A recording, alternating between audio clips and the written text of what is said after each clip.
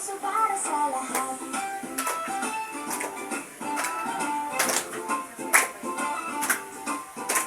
Kapag may nalulungkot, sasamahan ka agad.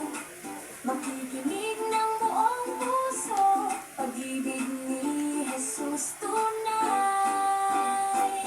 Puso para sa lahat, nanana. Puso para sa lahat, nanana.